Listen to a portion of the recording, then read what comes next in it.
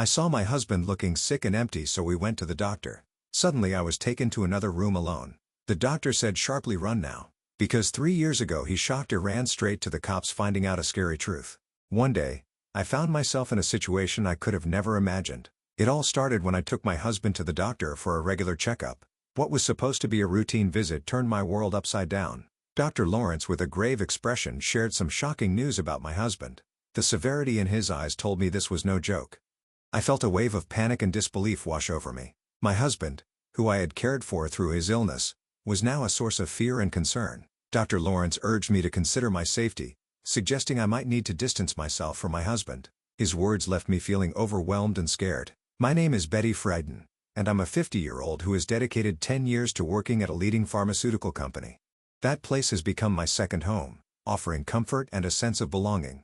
Despite my age, I've continued to work full-time, earning the respect and admiration of my colleagues. Not many people my age are still working as I do, but I've never minded. My dedication to my job was partly because I remained single until 4 years ago. My manager, Gerald, and I shared a close bond, partly because we were both single. He once jokingly asked if I was ever going to get married, a comment that could have been taken the wrong way, but I knew it was all in good humor. Around that time, I was secretly seeing Richard, who would later become my husband. Richard was a bit older, previously married and divorced, and like me, wasn't interested in having children. We met through a marriage consultation service, seeking companionship for our later years. Choosing to keep our relationship private, we didn't share our plans with anyone, even as our manager made lighthearted jabs about marriage. Eventually, Richard and I tied the knot quietly without a ceremony, simply signing the necessary paperwork at City Hall. The simplicity of the process surprised me, but I was excited for our future together. But now, faced with Dr. Lawrence's alarming advice, I was forced to reassess everything. My feelings of compassion for my sick husband were now tangled with fear and uncertainty. Dr. Lawrence's words echoed in my mind, urging me to take action for my own safety. As I stood there trying to process the situation, I realized I needed to make a decision, and fast. The life I had known and the future I had envisioned were suddenly on uncertain ground. And my husband Richard works at a factory. To be honest, I earn more than he does. Richard started his job there right after finishing high school. As for me, I grew up in an orphanage and always dreamt of being independent. That's why I didn't want to quit my job at the pharmaceutical company even after we got married. I loved my job too much. When Richard and I tied the knot, I immediately told my manager, Gerald, about it. He congratulated me, but I could tell he had mixed feelings. Maybe he felt a bit lonely because I, his buddy in singleness, got married first. I tried teasing him about it, but he brushed it off, so I let the matter drop. Despite Gerald's reaction, I was over the moon about starting a new chapter with Richard. I imagined all the wonderful things our future would hold, but reality turned out to be less shiny than my dreams. Life as newlyweds was pretty standard. Not much changed for me. I kept working, and the biggest change was probably moving to a more rural area and commuting by car instead of bus. Richard and I shared my old car because he didn't have one. About a year into our marriage, though, things started to get rocky. Richard began showing signs of depression. He seemed off, hardly eating his breakfast, getting lost in his thoughts, and even getting small things like condiments mixed up. His clothes didn't match, and he became quieter at work and at home. Although I've always appreciated Richard's quiet strength, his silence became too heavy, making it feel like I was living alone. This loneliness crept up on me as I noticed these small but significant changes in him. It dawned on me that Richard might be dealing with a mental health issue. Watching someone you care about struggle without knowing how to help is incredibly hard. I decided to take Richard to a clinic that specializes in mind and body health, where he was diagnosed with depression. I had a basic understanding of depression, but hearing the diagnosis made my world feel a bit dimmer. The doctor explained that the best way to tackle depression is to address its root cause directly. However, pinpointing the exact reason for Richard's depression was challenging. He had been working at the same factory for years without any issues, and nothing significant had changed in his job. If anything, I worried that perhaps our marriage had somehow contributed to his state. During our conversations with the doctor, I assured him that we were living a content life and couldn't identify any direct pressures at home that might have led to Richard's condition. The doctor encouraged us to return if we noticed any changes or had any insights into potential causes of his depression. Despite multiple visits to the clinic, we couldn't find the root cause of Richard's distress. Over time, his depression only deepened. On his worst days, Richard would barely get out of bed, plagued by headaches or calling in sick to work. His appetite vanished, and he lost a noticeable amount of weight. Eventually, he was unable to continue working and had to leave his job. Richard felt terribly guilty for putting all the financial burden on me, but I reassured him that I was okay with working. My primary concern was his well-being. It was tough to see him so affected, and I constantly worried about him, especially when I was at work. There was an incident where he went out and couldn't find his way back home, which made me fear he was battling not just depression but potentially dementia as well. This possibility added to my stress. When colleagues asked about how things were going, I had to admit that Richard wasn't improving. Seeing someone you love struggle so much without a clear way to help is incredibly difficult. Gerald noticed I was looking particularly worn out one day and handed me an energy drink. Drinking it made me feel a little better, and I was touched by his gesture of support. He reminded me that we're all in this journey together, and his words nearly brought me to tears. With everything going on with Richard, I hadn't realized how much stress I'd been piling up on myself. It became clear that I needed to keep myself together, or else I might break down too. So I threw myself into work, trying to maintain some normalcy in our lives. 1 year have flown by, and things with Richard haven't improved. In fact, they've only gotten worse. As our 3rd wedding anniversary approached, I couldn't see any light at the end of the tunnel for his condition. Then, one morning, I noticed our car wasn't where it should have been. Confused, I checked again, but the car was definitely missing. Since Richard's diagnosis, I was the only one who drove it. I hadn't used the car since the day before, which meant it should have been at home. Concerned, I asked Richard if he knew anything about where the car might be. He casually mentioned he thought it was there when he got home yesterday. I remembered he had gone out for a bit while I was at work. The doctor had suggested he try walking or jogging to help him cope. If the car was there when he returned, it must have disappeared sometime during the night. With the car gone, I had no choice but to use public transport, which made me about 10 minutes late for work. I explained the situation to Gerald, who was understanding but puzzled about the car's whereabouts. He wondered if Richard might have taken it, but I dismissed the idea. Given Richard's condition and his aversion to driving since falling ill, it didn't make sense. Despite Richard's occasional lapses in memory and frequent mood swings, I couldn't imagine him being responsible for the missing car. The mystery of the car added yet another layer of complexity to our already challenging situation. Right after realizing the car was gone, I didn't waste any time reporting it to the police, hoping it would turn up soon. But deep down, a nagging worry haunted me that it might be gone for good. As if that wasn't enough, something else strange occurred. On the day I was supposed to get my paycheck, I went to the bank to take out some money and noticed that my personal bank account was empty. I was taken aback. We do have a shared account, which I checked next, only to find it was also at zero. This left me completely baffled. Richard and I shared the joint account, but he had no access to my personal account, nor did he know its PIN. Yet, somehow, all our savings had vanished. The cold wave of shock hit me hard. And once home, I confronted Richard. I asked him if he knew anything about the missing funds from our joint account. He seemed genuinely confused and denied knowing anything about it. Considering his state of mind due to depression, I hesitated to press further, fearing it might add to his stress. Richard, with his gaze fixed on the ceiling, seemed distant, lost in one of his frequent dazes attributed to his condition. It made me wonder if he could have actually taken the money. Planning to bring this issue up with the police, I was overwhelmed by the double blow of losing both our car and our savings. The financial pinch was sharp, made worse by my lack of a family safety net, having grown up in an orphanage with no parents to turn to for help. Amidst these troubles, it was suggested that we switch Richard to a larger hospital with more resources than the small community psychiatric clinic we've been using. The clinic had reached its limits in what it could do for him and recommended a general hospital for better care. They even provided a referral letter. So we decided to make our first visit to the general hospital, taking a taxi there. The experience was new and a bit daunting for me. And throughout the journey, Richard remained quiet, lost in his own thoughts as we arrived at the hospital. Taking a deep breath, I walked into the hospital, handing over the referral letter at the reception and bracing myself for a bit of a wait. Given it was a bustling general hospital, the lobby was crowded with patients, each waiting for their turn. After around an hour, Richard was finally called in for his consultation. While he went inside, I took out a book to pass the time, but barely had Richard entered the doctor's office when a nurse approached me. "Excuse me.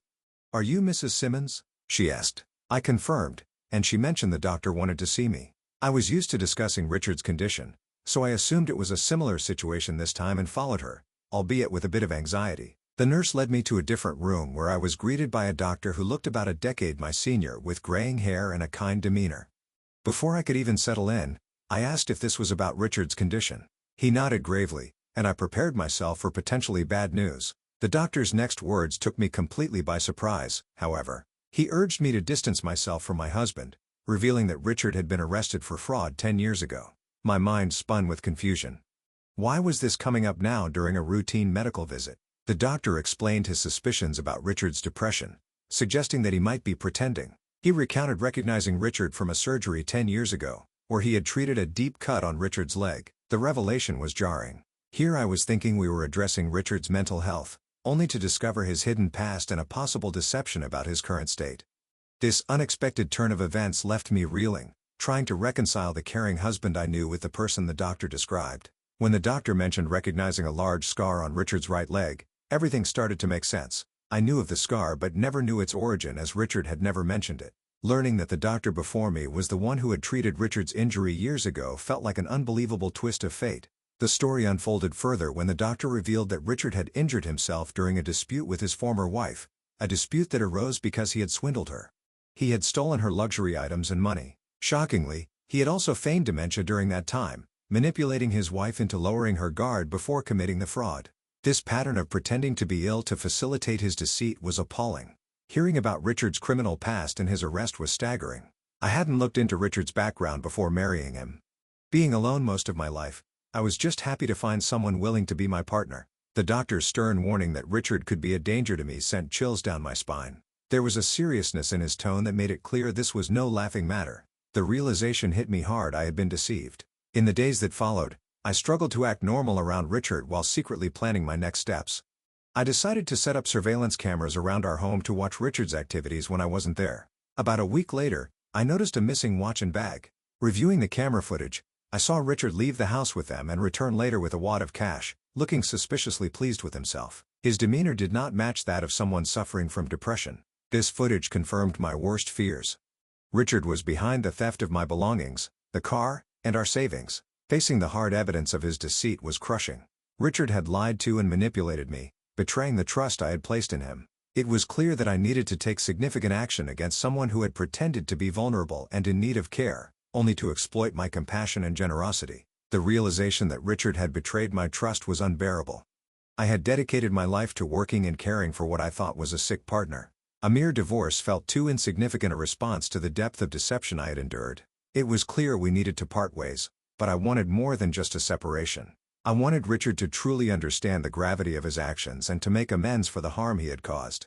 With a heavy heart and tears threatening to spill, I gathered the divorce papers and meticulously filled them out with all the necessary details. The following day, pretending everything was normal, I informed Richard the first DB, stepping out briefly. I'd already taken a day off from work, explaining the urgency of my situation to my employer, who had agreed to my sudden leave. At the police station, I presented my case, showing the officers the footage I had captured of Richard's deceit. Initially, they were hesitant to proceed based solely on the video. However, after verifying with the pawn shop, where Richard had sold the stolen items, and locating my car being sold as a used vehicle, the evidence against him began to mount. It was also confirmed that he had unlawfully accessed my bank accounts, and suspicions about his feigned depression were raised. As the truth unraveled, I was overwhelmed by a complex mix of relief and sorrow. The police decided to act swiftly, given Richard's criminal history, and prepared to arrest him. Returning home with the officers in the early afternoon, I found Richard at home, visibly startled by my unexpected presence and the sight of the police. Despite the divorce papers in my hand, his attention was fixed on the officers as one of them declared his arrest for fraud. Richard protested, claiming his depression as a defense, but I knew better. The doctor from the general hospital had already shed light on the likelihood of his deceit regarding his mental health condition. In that moment, facing both the legal consequences of his actions and the end of our marriage, Richard's facade began to crumble. The decision to take this course of action was difficult, but necessary to protect myself and seek justice for the betrayal and manipulation I had endured. On my recent visit to the hospital, a doctor recognized Richard from his past actions. He shared that Richard had once feigned dementia to trick his former wife and expressed doubts about Richard's current claims of depression. Despite these serious accusations, Richard remained unshaken in front of the police, dismissively denying everything. It was as if his history of deceit had prepared him for this moment, showing no sign of guilt or remorse. Richard challenged us, demanding proof of his fraudulent actions. His boldness was baffling, especially with the police right there, ready to arrest him based on solid evidence. It was a clear indication of his habitual manipulation and his underestimation of the situation's seriousness. For 4 years, he had lied to me, taking advantage of my trust to steal from me and misuse my goodwill. Yet, in a twisted turn of blame, Richard suggested it was my fault for being too trusting, insulting me further. His audacity was astounding.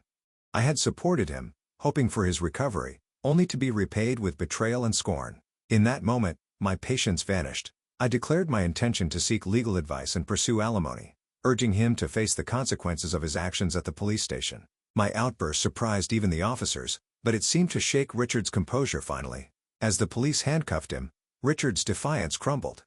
He looked defeated, his arrogance replaced with frustration as he was led away. Watching the scene, I felt detached as if observing someone else's life unraveling. Since the doctor's warning, nothing seemed real anymore. Yet, here I was facing the harsh truth of my situation, determined to move forward from the chaos Richard had created. Watching Richard being led away by the police felt surreal, almost like a scene from a dream. This moment marked a turning point, allowing me to envision a return to my life before the chaos of marriage engulfed it. Though a sense of relief washed over me knowing I wouldn't spend my future under Richard's manipulative control, a wave of loneliness followed. Having waited more than 47 years to marry, the prospect of solitude once again cast a shadow over my newfound freedom. 2 months later, our divorce was finalized. The process had been slightly delayed due to Richard's arrest, but by the time everything was official, my emotions had settled, enabling me to reflect on our shared history with a clear mind. Richard's future was uncertain, facing imprisonment for his second offense. I could only hope this experience would lead him to sincerely reconsider his choices. In the wake of our marriage, which had dissolved into nothing more than a disillusioning memory, I found myself pondering my next steps over a simple lunch at work. It was then that my boss, Gerald, approached with a casual yet loaded comment as he joined me with his store-bought hot dog lunch. "I think you'd be just fine if you were with me," he remarked, almost offhandedly. His words caught me off guard and it took a moment for their full weight to sink in, leaving me momentarily flustered. "Yes, I'm serious," he added, seeing my hesitation, his tone smooth yet sincere. I was speechless, my lunch momentarily forgotten as I processed his proposition. Gerald then returned to work, leaving me to contemplate his unexpected offer in a daze. The idea of a romantic relationship with Gerald had never crossed my mind, yet I couldn't deny the care and stability he had always shown me. His steady presence and responsible nature suddenly cast him in a new light, despite my initial reaction to evaluate such matters. As I continued eating, the seeds of possibility Gerald had planted began to take root, suggesting a future I hadn't dared to imagine until now. The thought of inviting Gerald out for a meal after work sparked a warmth within me, kindling a sense of hope for the future. Perhaps this was the perfect moment to embark on a new journey, to explore the possibility of happiness and companionship once again. The idea of stepping out of my comfort zone and into a new beginning with someone who had shown me kindness and support felt both thrilling and comforting. Tonight, I decided, could be the start of something new and beautiful.